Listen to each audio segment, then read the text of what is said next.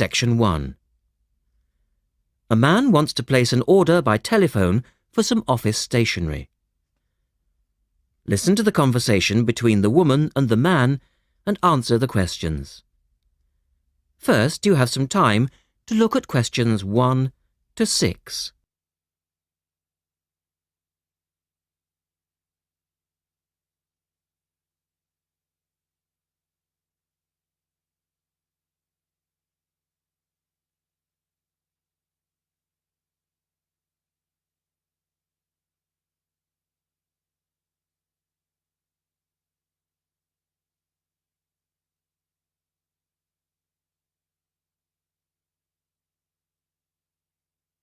You will see that there is an example which has been done for you. On this occasion only, the conversation relating to this will be played twice.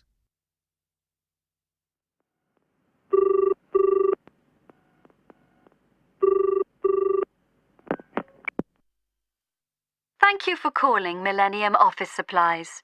If you would like to place an order, please press 1. Your call has been placed in a queue. A customer service operator will be with you shortly.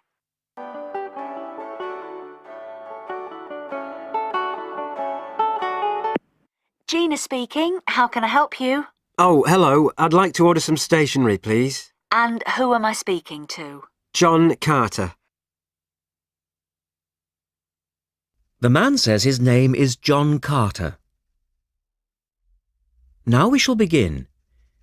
You should answer the questions as you listen because you will not hear the recording a second time. Listen carefully and answer questions 1 to 6.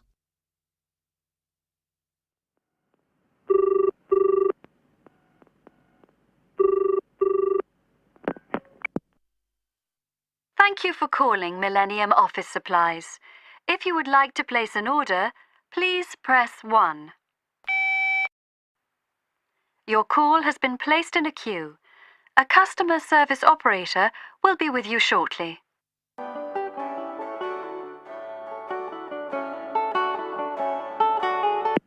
Gina speaking. How can I help you? Oh, hello. I'd like to order some stationery, please. And who am I speaking to? John Carter. Right. Can I just confirm your account number and the name of your company, John? Sure. The account number is 692411. 692411. Right. And you're from Rainbow Computers? No, the company is Rainbow Communications. Oh, OK. I'll just fix that on the system. Communications. And what would you like to order, John? Envelopes. We need a box of A4, that is, normal size envelopes. White, yellow or manila? We'll have the plain white, please. But the ones with the little windows. OK. 1 box, A4, white. Just the 1 box, was it? On second thoughts, make that 2 boxes. We go through heaps of envelopes. As a matter of interest, are they made from recycled paper? No, you can't get white recycled paper. The recycled ones are grey, and they're more expensive, actually. Right, we'll stick to white then. Something else, John? Yes, we need some coloured photocopy paper. What colours do you have? We've got purple, light blue, blue, light green, whatever you want, pretty much. There are 500 sheets to the pack. Right, let's see. We're going to need a lot of blue paper for our new price lists. So can you give us 10 packs, please? Make sure it's the light blue, though. 10 packs of the light blue. The woman asks the man if he needs anything else. Look at questions 8 to 10.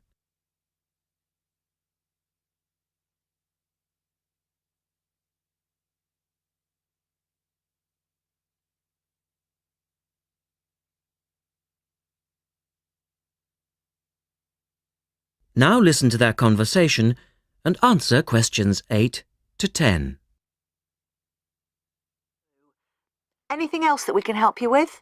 Let me think. What else do we need? I'm sure there was something else.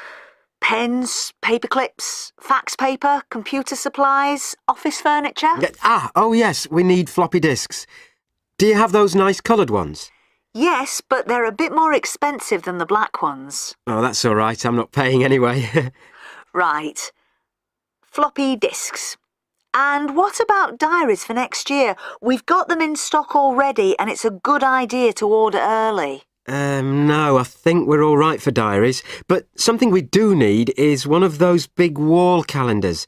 You know, one that shows the whole year at a glance. Do you stock those? We certainly do. OK, can you include a wall calendar then, with the other stuff? Just make sure it's got the whole year on the one side. Sure. And do you have a copy of our new catalogue? No, I don't, but could you send one? Yes, I'll pop one in with the order. You'll find it a lot easier to remember what you need if you have our catalogue in front of you next time. Yes, good idea. And when can you deliver this? Should be with you tomorrow morning. Can you make sure that it's not after 11:30 a.m? Because I have to go out at 12. There's only myself here on Fridays. Fine. I'll make a note on the delivery docket that they should deliver before 11:30. Thanks very much. Thanks. That is the end of section 1. You now have half a minute to check your answers.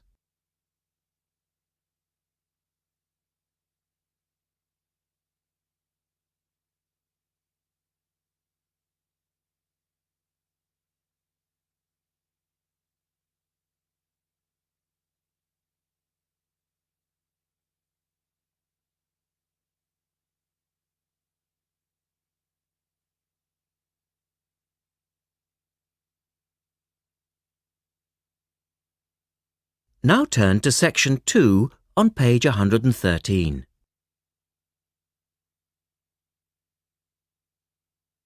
Section 2. You will hear a reporter talking on the radio about an artist's exhibition. Look at questions 11 to 18.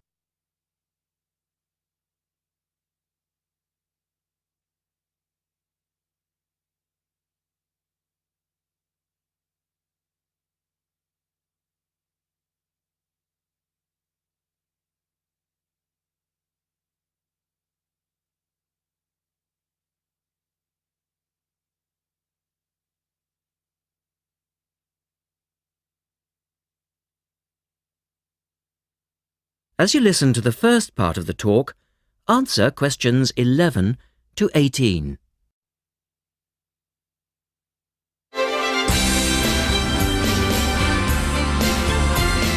And now for some information on local events and activities. A couple of announcements for art lovers and budding artists alike. First, a new collection of artwork is going on show to the public next month in the form of an artist's exhibition. The exhibition will include many different types of art, over 100 different pieces by 58 artists from the local area. It's being held at the Royal Museum, which, for those of you who are unfamiliar with the area, is located opposite the library in West Street, right on the corner. The actual address is number 1 Queen's Park Road. It isn't difficult to find. The exhibition will run for 9 weeks and will begin on the 6th of October and continue until the 10th of December. So there's plenty of time for you to go along and have a look, and I'm sure that will be worth doing. What will you see there? Well, amongst the items on display will be some exciting pieces of modern jewellery, furniture, ceramics, metalwork and sculpture. To give you some examples, local artist Kate Main will be there to discuss her collection of pots and bowls that she has made to resemble garden vegetables. They're the sort of thing that would brighten up any dining table and range from things like yellow cabbage-shaped bowls to round tomato-shaped teapots. Prize winner Cynthia Corse will also be there to talk about her silver jewellery, all of which she produced using ideas from the rural setting of her country home. Some of her rings are quite extraordinary and have beautiful coloured stones in them. Or, if you prefer sculpture, there's plenty of that too. Take, for example, Susan Cupp's sculpture of 25 pairs of white paper shoes. It sounds easy, but believe me, it looks incredible. All of these items, along with many others, will be on sale throughout the exhibition period. As part of the exhibition, there will be a series of demonstrations called Face to Face, which will take place every Sunday afternoon during the exhibition, and these will provide an opportunity for you to meet the artists. Now look at questions 19 and 20.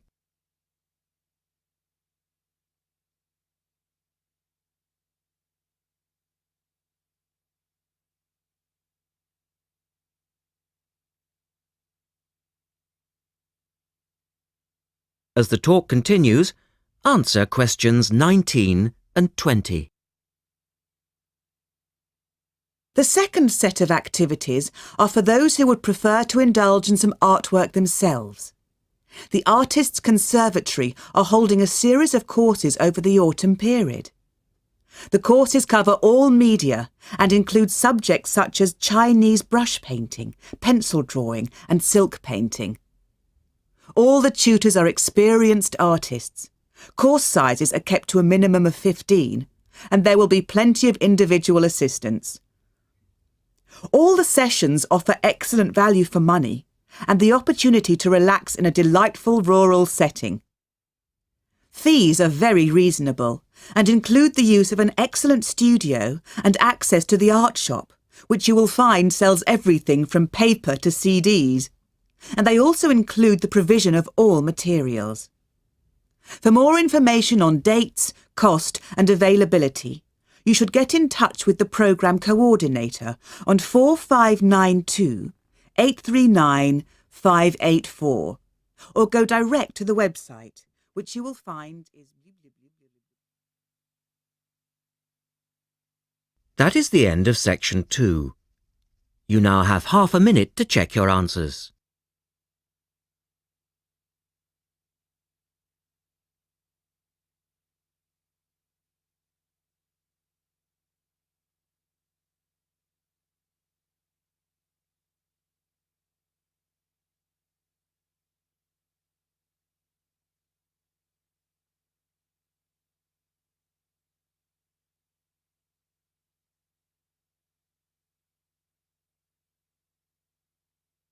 Now turn to section 3 on page 114.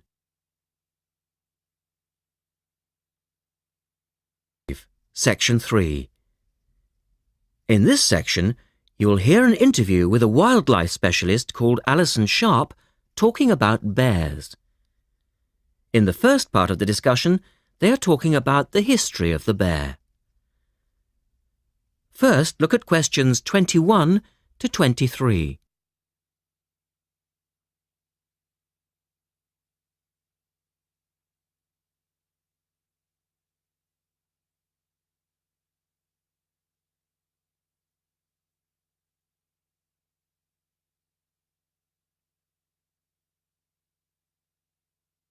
Now listen to the first part of the interview and answer questions 21 to 23.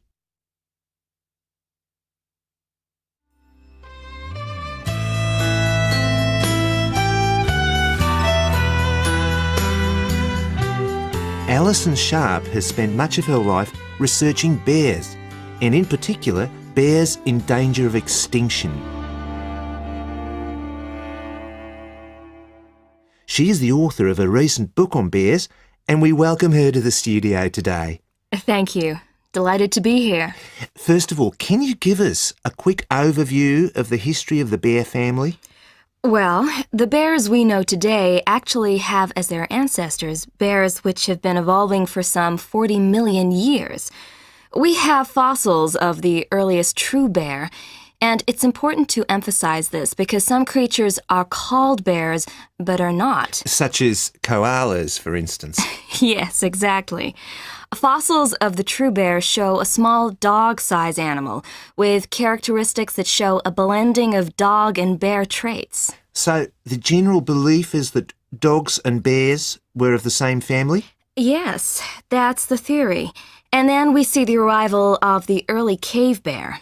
We know from cave drawings that Neanderthal man used to worship this bear and at the same time fear it. Understandable, perhaps. Yes, but they need not have worried because the cave bear only ate plants. In fact, the cave bear survived 2 ice ages, but then became extinct.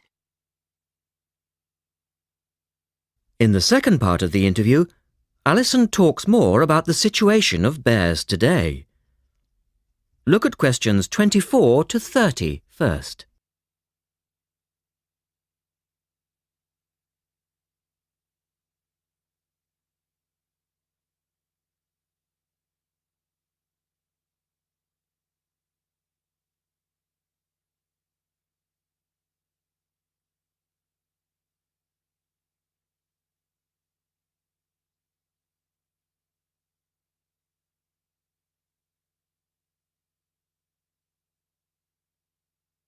Listen carefully and answer questions 24 to 30.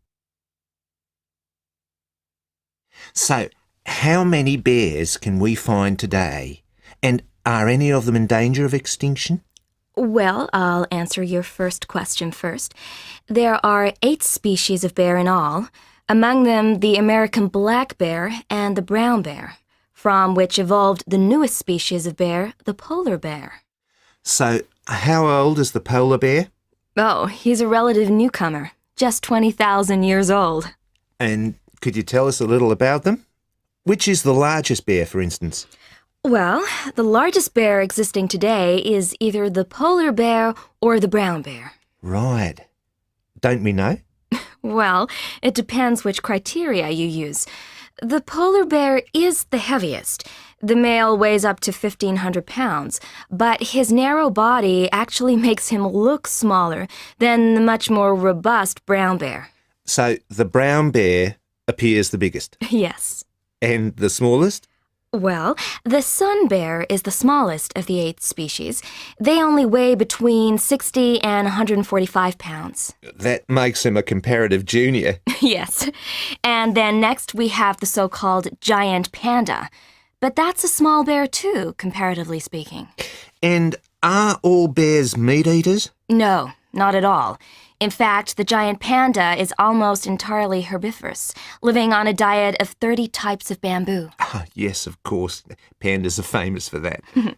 And another interesting bear is the sloth bear, which eats insects, particularly termites. He can turn his mouth into a tube and suck the insects out of their nests. So, going back to my second question, are bears really in danger of extinction? Yes, indeed, they are. The sun bear in particular, as they've been hunted almost out of existence. And the habitat of the panda is also being reduced on a daily basis. Can anything be done to reduce the threat to these endangered species? I know, for instance, that it's very hard to breed bears in captivity. Yes. Well, I think that by raising people's awareness generally, we can reduce conflict between humans and animals, to stop the slaughter in parts of the world where bears are still hunted, supposedly in self-defense or to protect livestock, but often quite unnecessarily. And we can also encourage governments to preserve the natural environment of the bear, rather than allow the areas where they live to be systematically destroyed in the name of progress. Yes, of course. And in addition to these global efforts, all profits from the sale of my book will go toward the United Nations Bear Protection Program. That's wonderful. And with the news coming up, thank you for your time, Alison, and best of luck with the book. Thank you very much. That is the end of section 3. You now have half a minute to check your answers.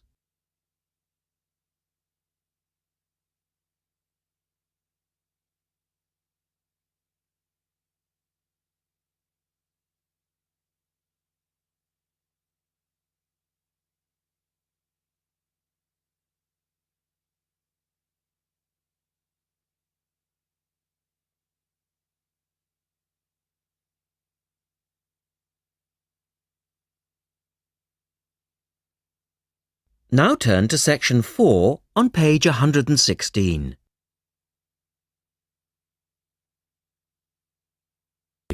Section 4. You will hear a lecturer talking about the solar eclipse in history. First, you have some time to look at questions 31 to 36.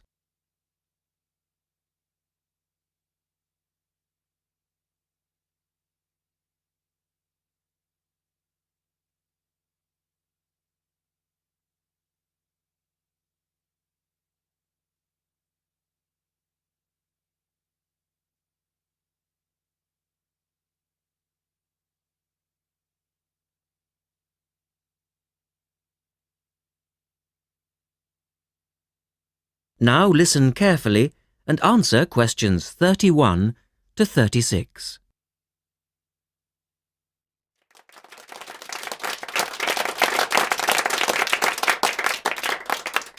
Good evening and welcome to this month's Observatory Club lecture. I'm Donald Mackey and I'm here to talk to you about the solar eclipse in history. 1,000 years ago, a total eclipse of the sun was a terrifying religious experience. But these days, an eclipse is more likely to be viewed as a tourist attraction than as a scientific or spiritual event. People will travel literally miles to be in the right place at the right time to get the best view of their eclipse. Well, what exactly causes a solar eclipse when the world goes dark for a few minutes in the middle of the day? Scientifically speaking, the dark spot itself is easy to explain. It's the shadow of the moon streaking across the Earth. This happens every year or two, each time along a different, and to all intents and purposes, a seemingly random piece of the globe. In the past, people often interpreted an eclipse as a danger signal heralding disaster, and in fact the Chinese were so disturbed by these events that they included among their gods one whose job it was to prevent eclipses. But whether or not you're superstitious or take a purely scientific view, our earthly eclipses are special in three ways. Firstly, there can be no doubt that they're very beautiful.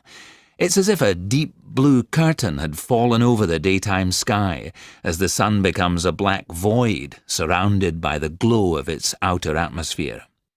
But beyond this, total eclipses possess a second, more compelling beauty in the eyes of us scientists, for they offer a unique opportunity for research. Only during an eclipse can we study the corona and other dim things that are normally lost in the sun's glare. And thirdly, they are rare.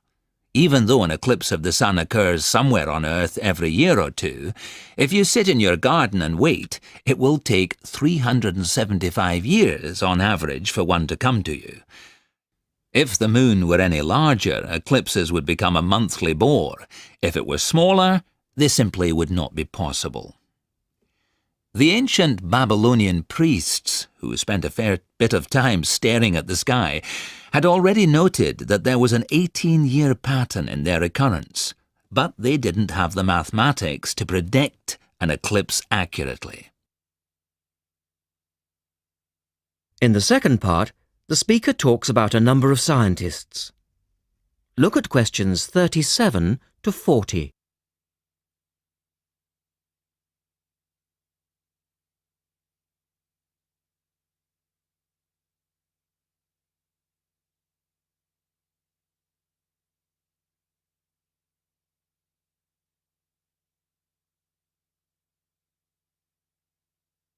Now listen carefully and complete the table.